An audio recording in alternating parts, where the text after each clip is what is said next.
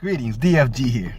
Hey guys, just want to take a moment to share some thoughts with you. This message is to those of us who are in the workforce, those of us who have to get up every day and roll up our sleeves and go to work. And whether you're in a management role or you're in a non-management role, I think you'll be able to glean some hopefully some good insight. I know you'll glean some good insight from what I'm going to share.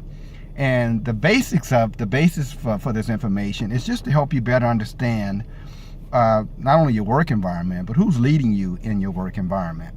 And that's extremely important. I know for many of you today, because of the high so-called unemployment and the other challenges from have to make a living, that we have been taught or told to be quiet and just kind of keep your head low, go in, do what you're told, and and that way you won't get in trouble and lose your job. Silliness, because first of all, if you're working, you're probably 16 or older, and most of the working force are adults. So I don't know if we need someone to dictate to us, how to conduct ourselves in a work environment or any kind of professional environment, no more than you need someone to tell you how to conduct yourself if you're in a market or shopping centers, movies, etc. There's a certain common sense etiquette that you have as an adult, and most of us are smart enough to understand that, so we don't need that. But to get into the message, I was told not long ago that in order to be a success, in order to be able to be productive, and in order to be able to be helped and led in leadership, then you had to we'll help anybody except those who resist. And I found that very interesting. Why would someone say that they would help anyone that as long as they're, not resistant? And, and of course they tried to cover it up by saying resistant was more of, not doing what you're told. No, resistant was meaning that you would challenge or push back on the logic of what you're being told. In this instance, it was a preference, not a preference, but it was a preparation for big changes that were coming behind that. So it was a prerequisite, if that's the right word. I hope I'm using the right word there. And it was kind of shaping minds, shaping hearts, because they were going to cut expenses extremely, and they wanted to make sure that when they made these drastic cuts, that if you were in a position of influence, that you knew that you had better keep your mouth shut, because if you say something, or if you give us any pushback on what we're doing, because we believe this is the right thing, to pad the bottom line. We don't really care about how you feel about it, or what it's going to do to you or those that you're leading. And it was, and it's still going on in this particular organization, that if you show any type of resistance, common sense, speak up, logic, any type of pushback around what's fair and what's not fair, then there will be severe consequences, unspoken but demonstrated. Up to the point that, quite frankly, you could even be asked to leave the organization because you're resisting. Not executing, you're resisting, what I'm telling you, and I can't have you resisting anything. In other words, I need you to be sheep. No thinking, sheepo. Just do. Regardless of how ridiculous it is, just do. And it brings to mind, around the fact how that we can take and allow individuals, in positions of leadership, positions of influence, to create this kind of hostile work environment for us, whether you're in management, and this is talking about mid-level management, or if you are actually an employee working inside of an organization for some of these managers. And you have to come back and ask yourself the question, what's being taken from me as a human being? What's being taken from my soul when someone tells me to do something, or tells me or set an expectation for me that goes against everything that I know is right, everything I know is fair, and I know everything that I know that brings about a certain level of human equity, human, respect, or the respect for my work, for my contributions. And at what point am I being used or taken advantage of? And at that point in time, what should I do?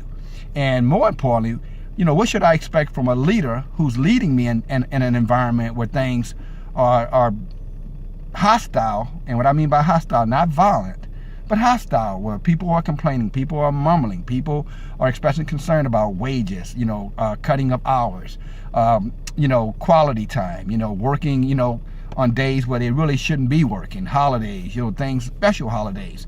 Because as we know now in today's environment, there's no such thing in many environments. It's all about a money grab. How much money can you get? How much money can you bring to the bottom line?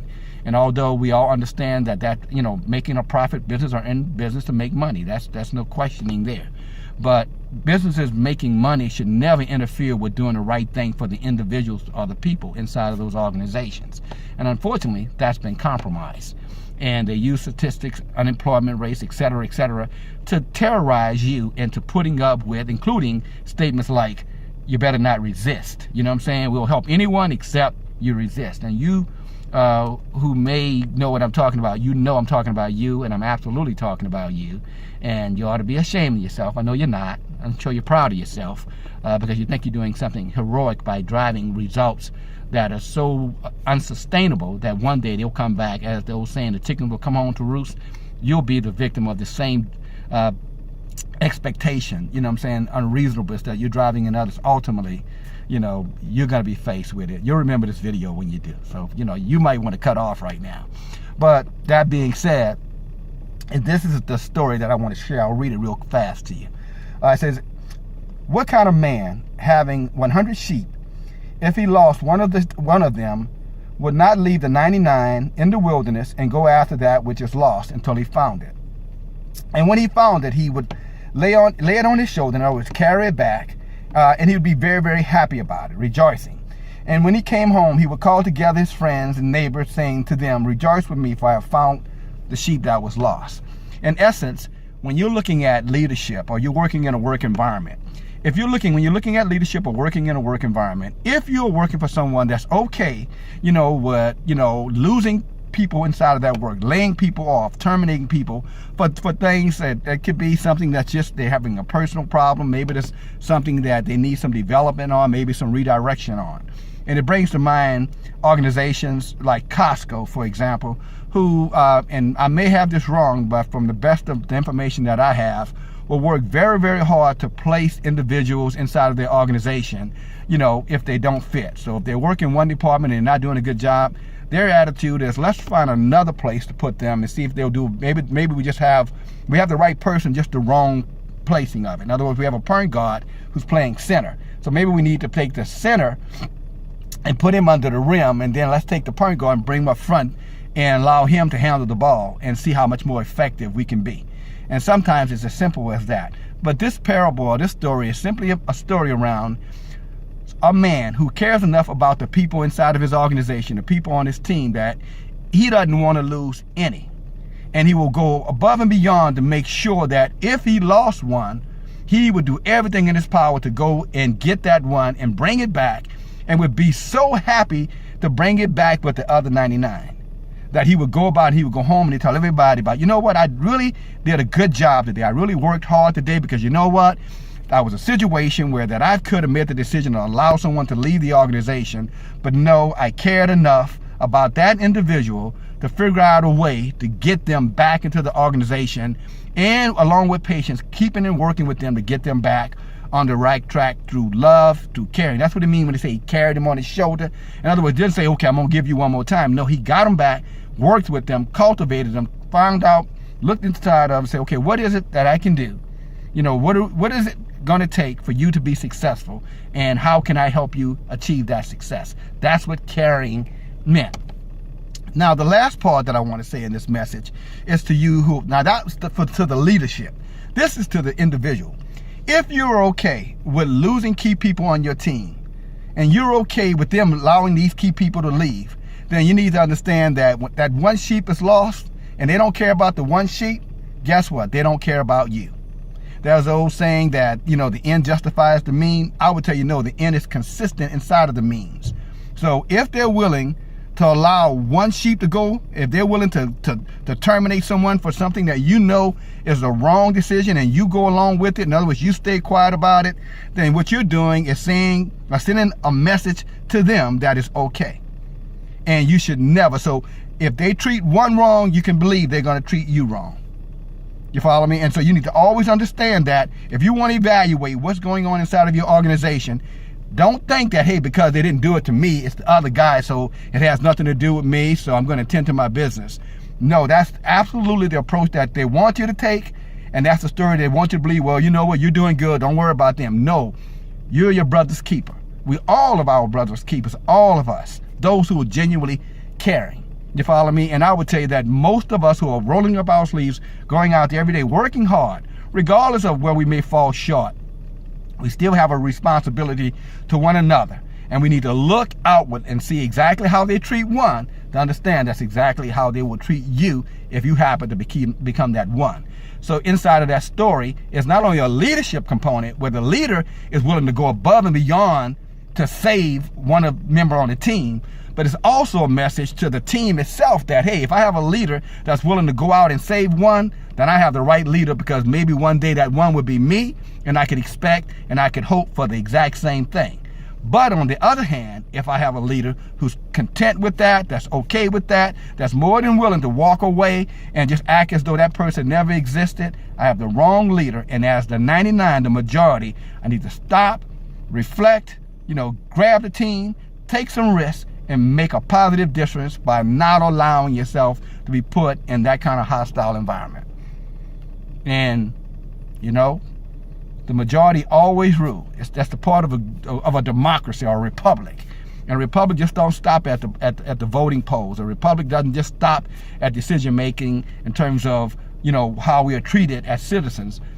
Also a part of how you're treated as citizens. You're a citizen at work and in the workplace. And any leader that doesn't give a dang about you is a leader that you should fire. You, the people who are working inside of that organization, you should fire them.